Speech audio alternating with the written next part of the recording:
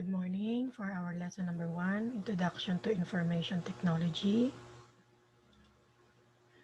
So here we are going to study computer system, overview of computer system, career in computing, and data representation in computer system. So what is computer? So that is the first questions. A computer allows users to store and process information quickly and automatically. Another one is the computer is a programmable machine.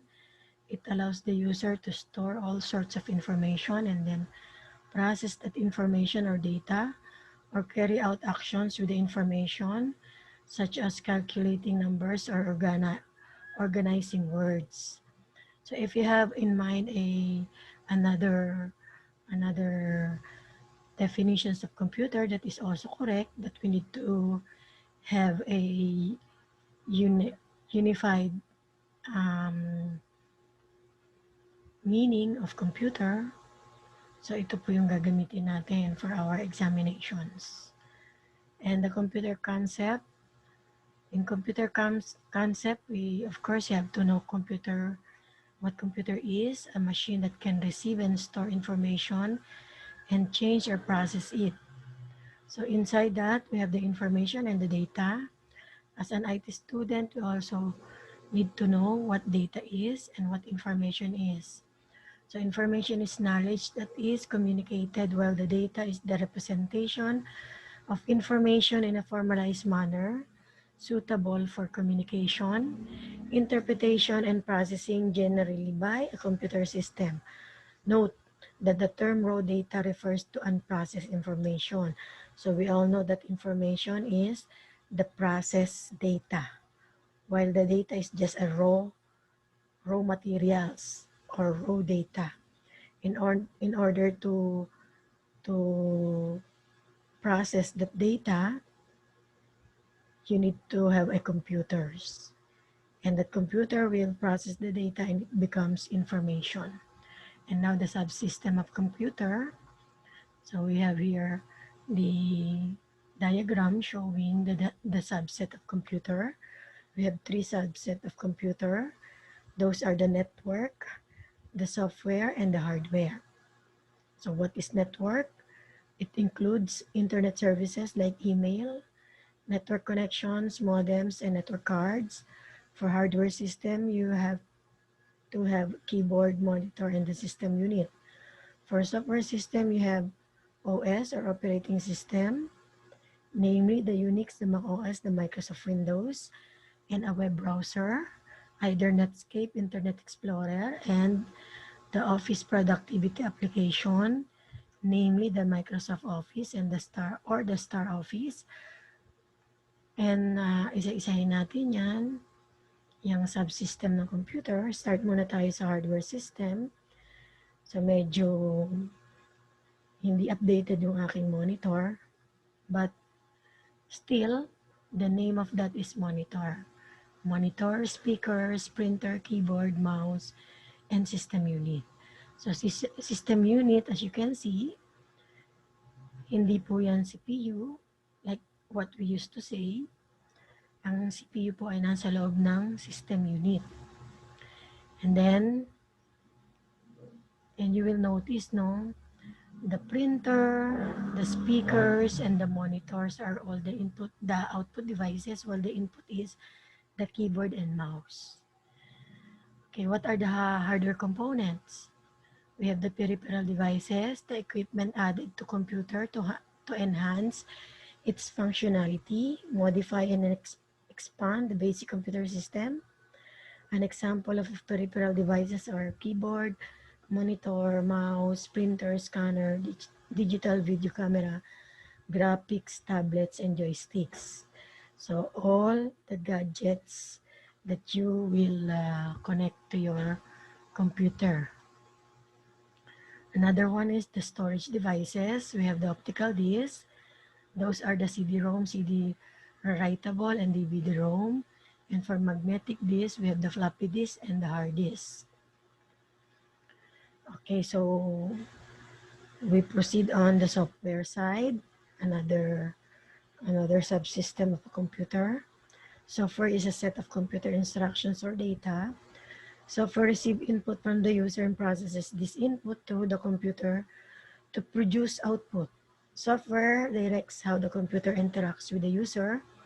Software specifies how to process the user's data. So without the software, you cannot use your hardware because the hardware are install different software. Siyempre, unang-una na dyan, yung ating operating system, followed by application software. Ayan, so yan yung sinasabi ko kanina sa inyo. Ang ating software system they have two categories, the OS and the application software. So operating system is also called the system software. It is the master controller for all activities that take place within a computer. Example of that is the operating system software, namely Microsoft Windows, Unix, and for your Apple, Mac OS. And for application software, it is a set of one or more computer programs that helps a person carrying out a task. Example of application software is Microsoft Word, Internet Explorer, Micromedia Dreamweaver, Adobe Acrobat Reader, and so on and so forth. So it means ang application software natin, it can be a different type kung ano yung ipapagawa ninyo sa computer, yun ang i-install ninyo. And that will be the application software. So the operating system manage your application software. Meron tayo sa right side diagram showing the software system. Makikita ninyo yung arrow. There's a two-way arrow indicating the in and out from the user, in and out in the application software. So in and out operating system software, in and out hardware system. So it means the communications are a two-way. Next, another subsystem is the network system. A network provides connections among computers to enable computers on a network to share data. Example is documents. For hardware, we have the printer, and software resources, we have the application software or programs. Network users can also send messages to each other.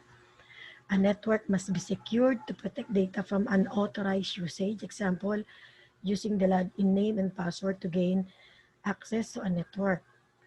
So, ang network system natin, meron siyang components. No? You need a network connection for the network system to be able to process. So you need to have the network interface card or NIC, the modem, the phone line or cable, and the internet service provider. So makikita ninyo, there are also two-way arrow. So the arrow going to the left is for the user's hardware, and the arrow going to the right is for the internet. The internet access for different users. Kasi kailangan natin ng internet service provider para maka-access tayo ng internet. No? Kahit meron tayong network interface card, kailangan pa rin natin ng internet service provider. And the internet service provider gives you the modem or the phone line or cable. No? Depende yan kung ano yung inyong ISP. Ang ISP ang nagbibigay ng ating internet connections. Okay, basic computer model. All computers perform four basic operations: the input, the process, the store, and the output. So without any one of that, you cannot call it the basic computer model. So isahin natin yan for basic operations. What is input data? Input data is to feed information which can be supplied by any person, environment, or other computers. So input means to put all the informations that you gather outside the computer. Kasi you need to put that outside information inside the computer using an input devices. And after you input the data, it will now become the processing data. Processing data is manipulating data by performing calculations, sorting list of words or numbers, or drawing pictures. Ayan, so either any one of that listings, pag yung data na galing sa outside world ay in-input mo na sa loob ng computer, then that input data will be processed. And while processing, kailangan din po ng storing. Kaya yung ating mga stored data, ginagamit yan, no? In and out din yan sa ating processor. Storing data is for future retrieval and processing. Memory holds data that is waiting to be processed, and store areas hold data permanently until the data is deleted. Ayan. Output data naman is the result of produced by a computer, which includes the reports, document, music, graphs, and pictures. Siyempre, pagka yung in-input ay data na gusto mo maging ang output niya ay graphics, so it will give you the graphics. So, ang mag-handle nun ay ang ating output devices, which is your screen, your printer, yan. So, yun yung mga output devices. And now, the categories of computers. Computers are classified based on their technology, function, physical size, performance, and cost. The categories of computers include personal, handheld mainframes, and supercomputers. So, ano-ano ba yung mga yan? What are the differences of the four? Okay, pagsahan natin sa personal computer, which is your PC. It is designed to meet the computing needs of an individual, like our desktop, our notebook.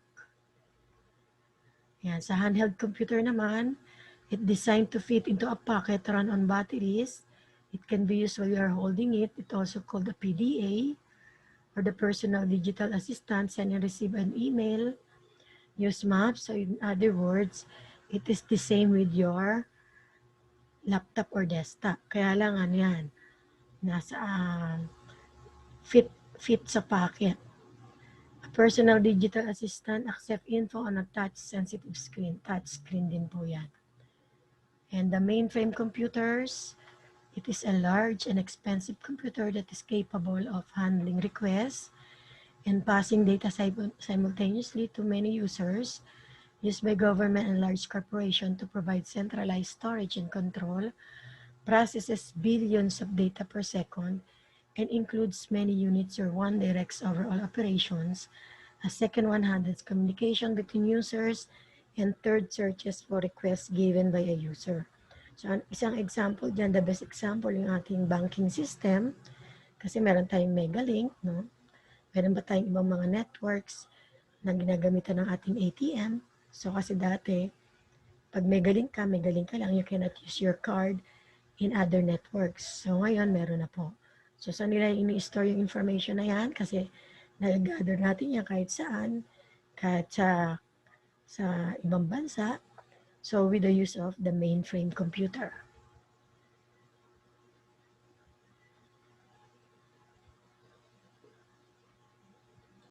Okay, next is the supercomputer. Another categories of computer. It is the fastest type of computer. Supercomputers are very expensive and are employed for specialized application that requires immense amount of mathematical calculation. It is often used for breaking codes, modeling weather systems, simulating nuclear explosion, research simulations, capable of performing over 600 billion floating points operation per second. An example of that is the Deep Blue Param 1000 Hitachi's SR2201. So meron na rin tayo sa Pilipinas ang supercomputer katulad ng ginagamit natin sa Weather Bureau. Wala pa naman tayong nuclear power dito. Pero ang assignment ko sa inyo is to know, kasi I gave you the examples, Deep Blue Param 1000 Hitachi's SR2201. Ang assignment ninyo is to know more about that. No? We will discuss that. Hindi nyo na kailangan i-submit. So, i-discuss natin yan. Yung Deep Blue, ba yung Param, tsaka Hitachi's SR2201. So, alamin nyo na lang kung ano yung information What is Deep Blue? Yan, ano yung functions ng Deep Blue. Okay, assignment yan to be discussed next week. And then applications of computer system. How can we apply the computer system? So education natin, ginagamit natin ngayon. Meron din siyang multimedia facilitated learning, simulation-based education, intelligent machine-based training, interactive learning. So sa education yan, masyado man ang education natin ngayon kasi gumagamit tayo ng maraming gadgets, no?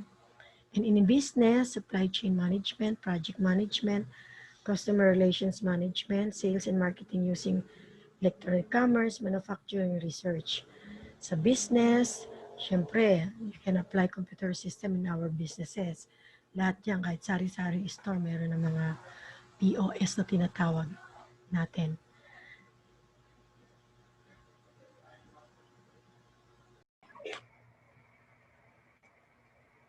Okay, to continue, I hope nag-stretch na kayo.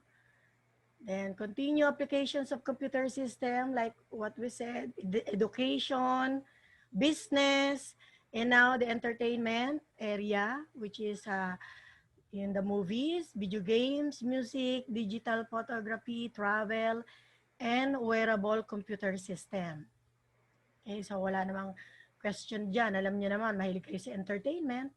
So pwede kayo magdagdag dyan sa ating entertainment area. So computer industry naman, it encompasses those companies that manufacture handheld computers, personal computers, high-end workstation, servers, mainframe, and supercomputer. Sa IT industry, it is typically used to refer to the companies that develop, produce, sell, or support computer software and computer-related products. Yan, kaya pagpupunta kayo dyan sa Gilmore, napakaraming tao sa dami ng bumibili ng mga computers ngayon dahil in ang ating mga gadgets, no? Mga IT. Kaya pag graduate kayo, nako, daming kukuha sa inyo dahil ngayon pa lang medyo busy na ang mga ITs. No, nagkakaubusan na ng mga ITs. Kaya very yung inyong courses ay maganda ngayong araw, ngayong panahon na ito. So, we have also IT companies that includes the equipment manufacturers, the chip makers, the software publishers, the service companies, and the retailers. So, hindi lang po isa ang gumagawa ng ating mga computer system, especially hardware, no? Iba-ibang company yan. Pero kung bibili ka ng branded, so isa lang naman yung company na nagpo-produce. Excuse me. Pero kung kayo ay magpo-put up, magse-set up ng medyo maganda-ganda mga settings, ayan. So gagamit kayo ng iba't ibang manufacturer to set up your own computer. Katulad ko, nag-set up ako ng computer. I have a Ryzen 5, 7 sana, kaya lang hindi kaya ng budget.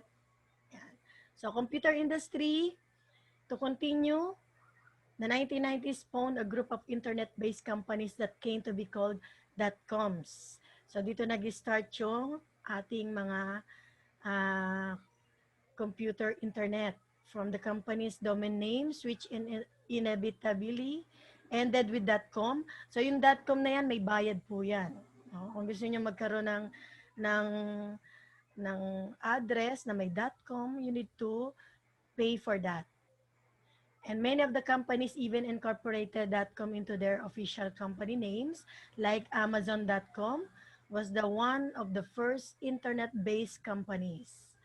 Yan, so sa Amazon, di ba, doon tayo na bumibili. Kaya lang, international yun na yung kanya. Dati ang Amazon, it only caters by US, no? US based lang. So ngayon, international na rin. Tulad din ng ating ibang na nasa business industry, they go on online selling na rin, ano? So government and private businesses have discovered that they can become much more efficient with a liberal applications of computers and other information technologies. As businesses globalize, they encounter new competitors with technological advantages Ang bottom line nito, if your business competitors turn to technology, so must you. So even a sari-sari store have a POS na ngayon, di ba?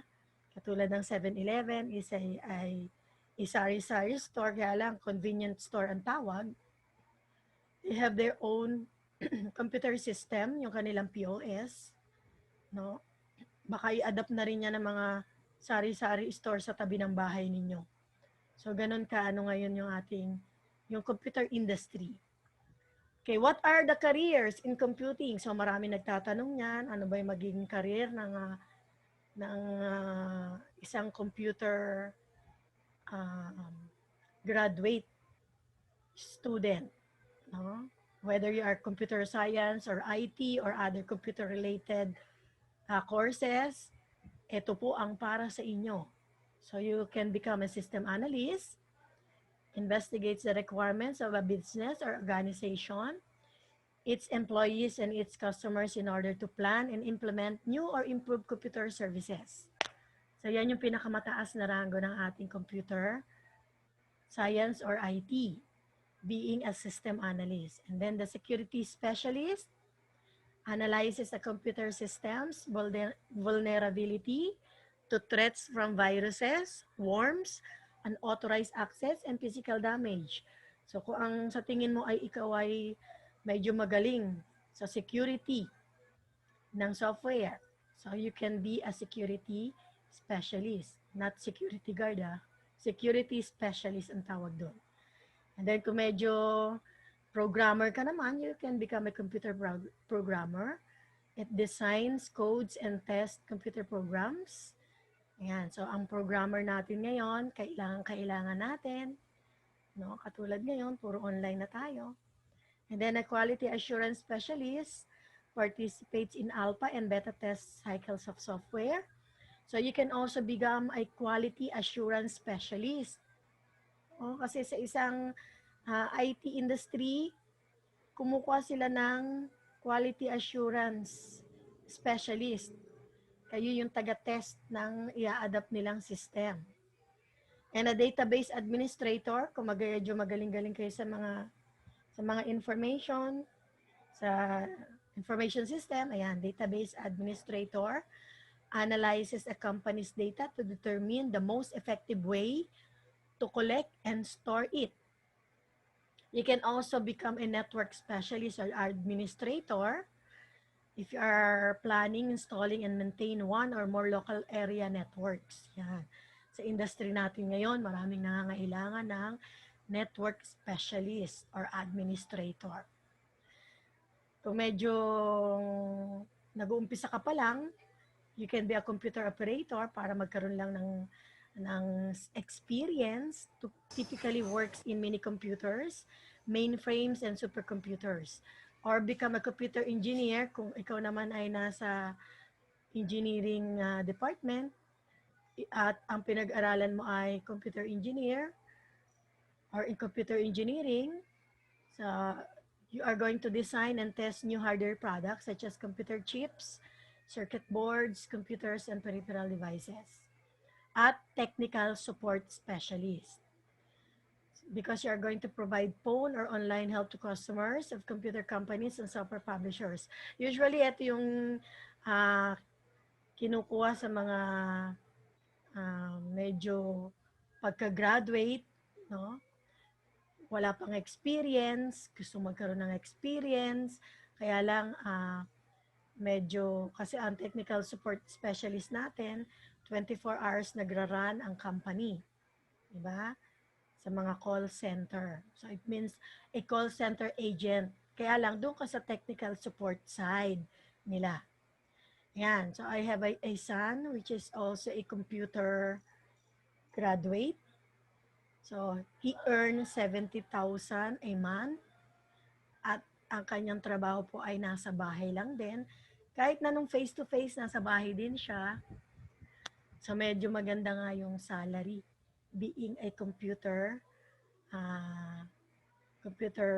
graduate student or IT.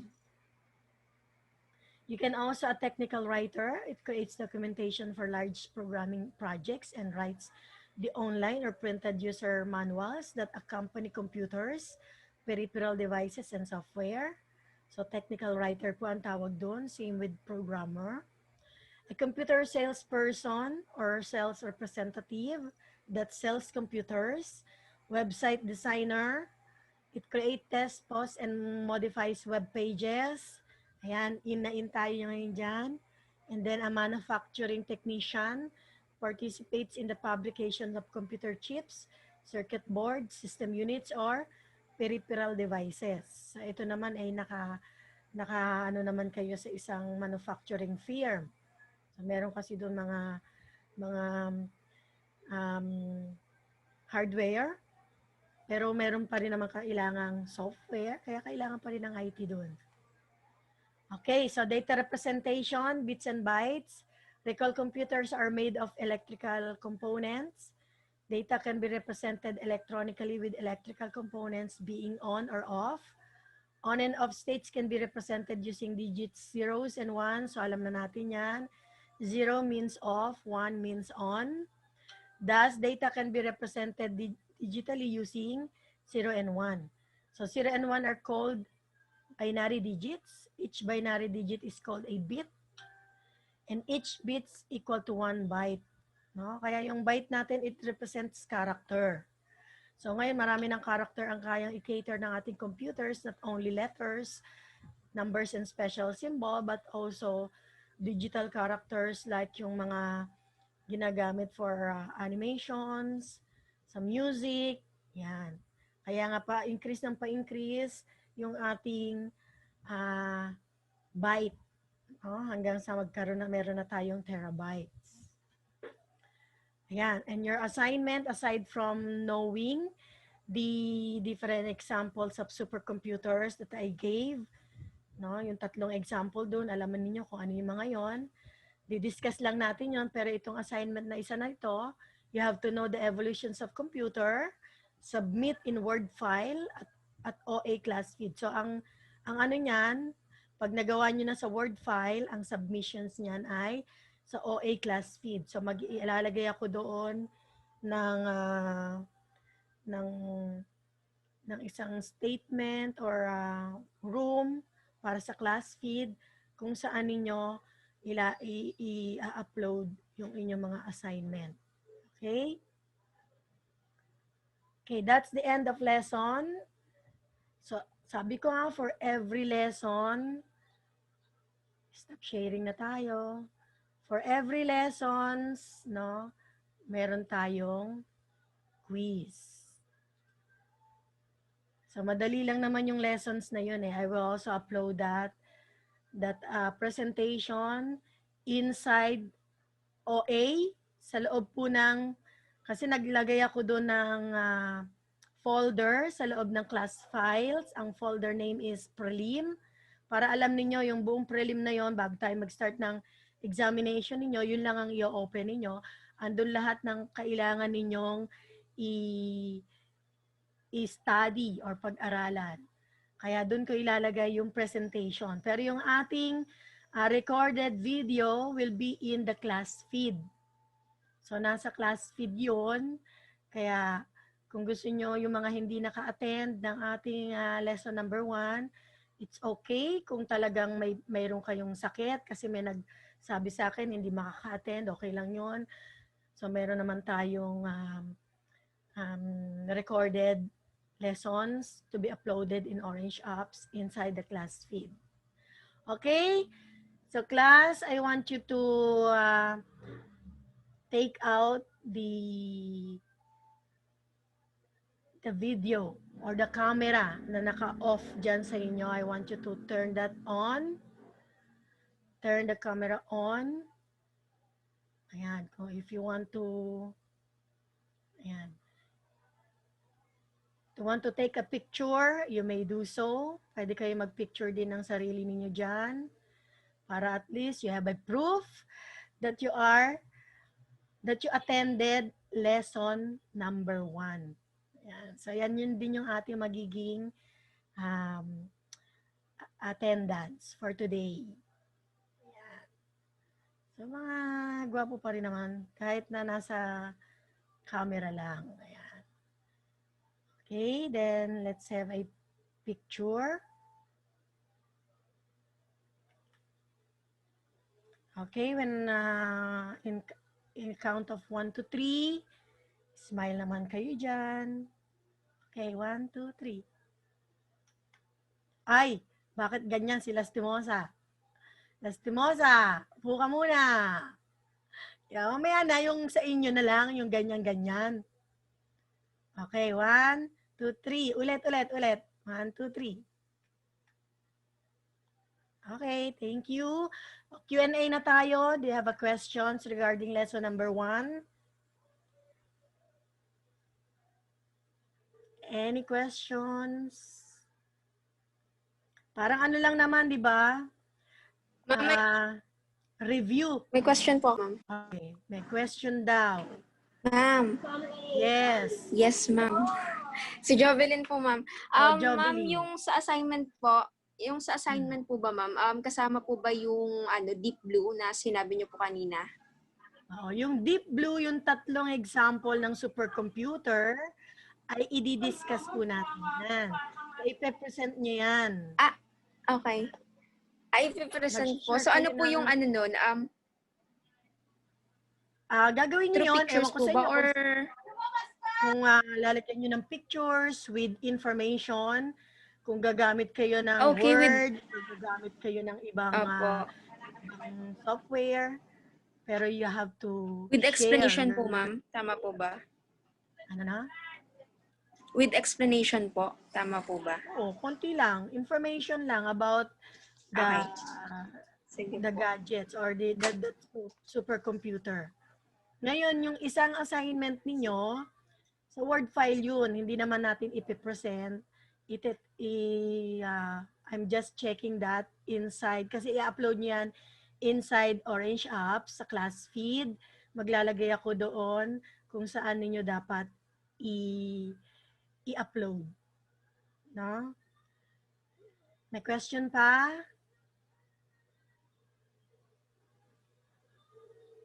Ma'am, may format po ba yun? Alin? Yung assignment? Yung assignment? Yes, ma'am. Opo, ma'am. Yung assignment ninyo na yung pangalawa, yung I think evolutions ng computer yon, di ba? So, siguro alamin nyo lang yung year, then the kind of computers, what is that computer, and the author or sino yung nag-develop ng computer na yon. Yun lang. Siguro Word pwede na yun, Ma'am, ano yung ma'am? Alin? Ma'am, ano po yung file name po? Kasi hindi ko maintindihan, nag-choppy ka eh. Ano daw po yung file name, ma'am? Ano yung file po, name? Ma'am, ano po yung file name? Gawin natin. Ang file name is assignment 1. So, first assignment nyo pa lang yan. Marami pa kayo magiging Okay po, ma'am. Thank you po. assignment 1 to be uploaded. Ma'am, any phone? Wait. Pakilagyan na lang ng last name. Like for example is Garcia assignment 1. So that I will know that assignment 1 is for Mark Kevin Garcia. Okay? Ma'am, di na po lalagyan ng ano po tawag dito, yung branch po, yung QC, Antipolo, ganun po. Hindi na po. Wag na. Makikita ko naman yun. Sige po. Wag na. Ma'am, may mga ano po ba? Sizes tsaka font? Or any na lang po yun? Yung format po, ma'am. Kung gusto ninyong lagyan ng picture, medyo ano yun, di ba? Basta ako, ang kailangan ko lang, year, then name of computers, and the developer. Name of computer, syempre may konting info dun sa pangalan ng computers na yun. Kailan po deadline, ma'am? Ang deadline niyan, I will give you 1 week to do that. So next meeting, nakalagay doon sa Orange Apps yung deadline kung kailan. Pero, hindi naman, Okay po, doesn't thanks. matter na gawin na lang nating wag nang may time. Kasi kapag may time, automatic nagko-close sa Orange Apps. So wala nang deadline. Nakalagay doon. Pero dapat Next week, meron na akong ma-check. Okay? So, hindi ko nalalagyan ng deadline sa Orange Apps kasi hindi kayo, although I accept late, no, late upload of your assignment, pero yung grades, hindi ganon kalaki dun sa mag-upload within the assigned period, within the deadline. Kasi ang mangyayari nun, yung iba kasi hindi naman lahat, no, yung iba naka-data lang, kaya bigyan natin sila ng time na makakuha ng magandang signal. Baka 1 linggo wala pang signal, iba naman nagkakaproblema sa kanilang service provider. Katulad niyan, may mga bagyo, may ulan, no? Pero ganun pa man, basta walang deadline, pero I will check that 1 week, no? For your grades. Para gusto niyo magandang grades, mag-submit kayo kagad. Okay? Question pa ba? Yes, ma'am. Thank you po. Wala na? Okay, kung wala nang questions, then I need to sign off. Thank you very much for your time. So we will meet Thanks din po, ma'am. ulit at next week, no? May 103 ba kayo sa akin? Kayo rin ba ang mga 103? Opo, ma'am. Yeah, edi see Hey, you. ma'am, meron po. Opo. Hey, day. Tomorrow we will have a synchronous meeting. North Manila lang po wala, ma'am. North Manila lang ang wala. O, sige. Exam Thank you pa po very namin much. And Klase pa po mamaya, ma'am. Thank you, ma'am. anong klase mamaya? May klase ako mamaya 2:04. Hindi naman kayo kasama doon. Ewan ko lang sa Wala ibang kasama subjects ninyo. Meron naman kayong sayang. yan. Okay, thank Hindi po you. sumama. And Kay ma'am. be safe. Kayo din po, ma'am. Be safe din po, ma'am. Okay, and Uminom po lagi ng tubig. oo nga. Ma'am, picture Aray, tayo, ma'am. Dito ko lang. Ang kaya kagulay. Kasi di katulad ng face-to-face, no? Pwede kayong magsalita. Ako lang ngayon ang nagsasalita. Okay? Bye-bye. Opo, kami. Bye-bye,